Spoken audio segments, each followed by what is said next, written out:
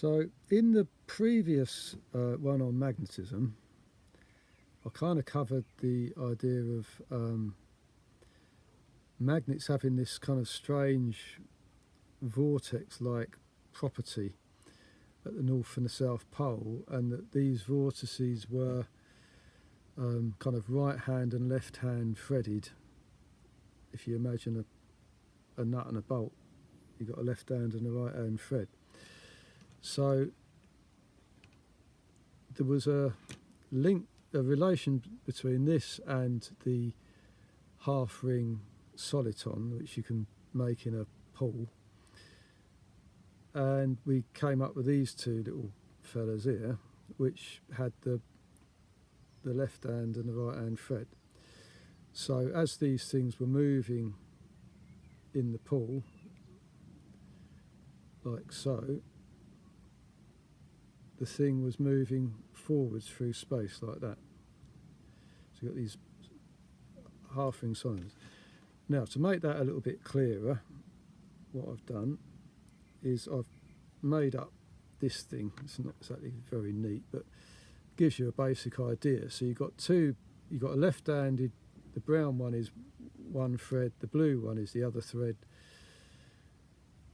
and essentially in the pool you've got, oh, hang on, hold on, you've got your two right, you've got your two vortices.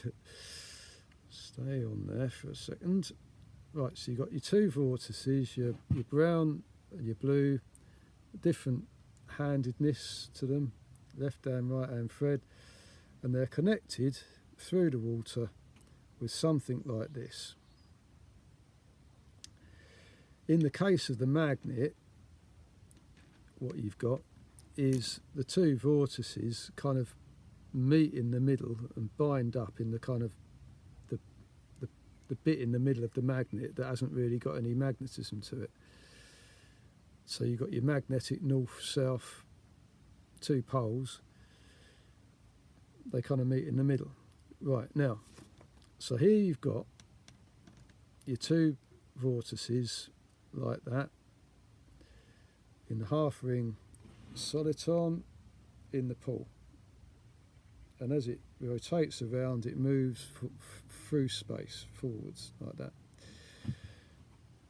Now you've also got these things which are whole solitons, so they're smoke rings basically. So you've got smoke rings.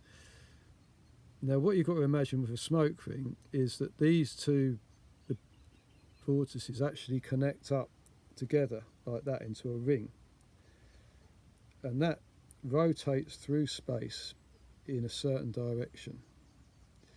So the air's moving through the middle, which causes it to kind of rotate around that, which I can't really do with it all together, but you get the idea.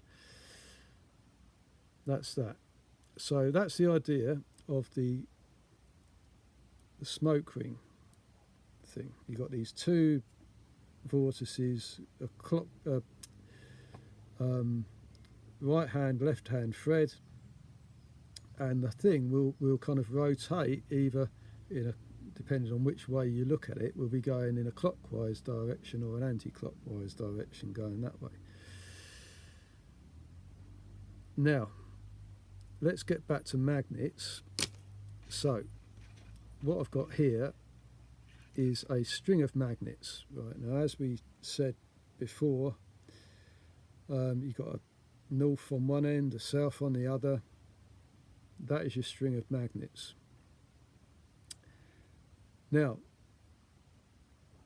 if this vortex thing is true of the magnets, then you turn it into a circle.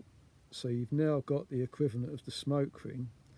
So you've now got two vortices, one right hand thread, one left hand thread, and the whole thing is just kind of rotating through space. Now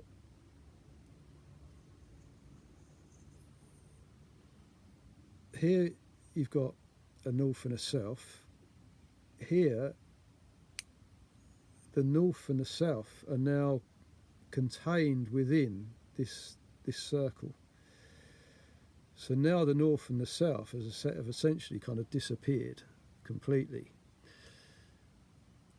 So if you want something that is similar to a monopole, then you can make that by taking this circle, you can snap it and reconnect it further down to make something like that.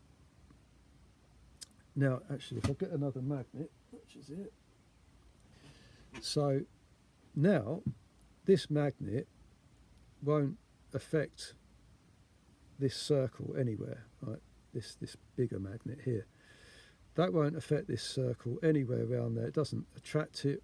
Or, well, it will eventually if you get it close enough, but it's not attracting it in the same way as it's attracting this point here, which now you can see is trying to pull down to that pole of the magnet. Don't go mad on me. Right, so now you've got, this is attracting, you can see it moving down. This, flip the magnet round, that's repelling, quite a distance away, whereas somewhere around here you can get that quite close and there's still no real sign of that attracting or repelling. In fact, let's just see if we flip it around, does it either? Yeah, so there's a very slight polarity around this outside, but there's a much more pronounced polarity there. So that is essentially a kind of monopole now.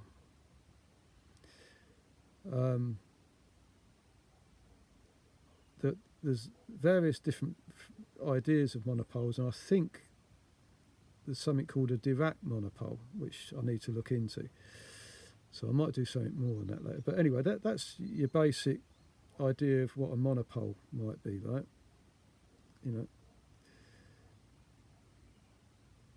And nothing much around the outside there. You can get it pretty close.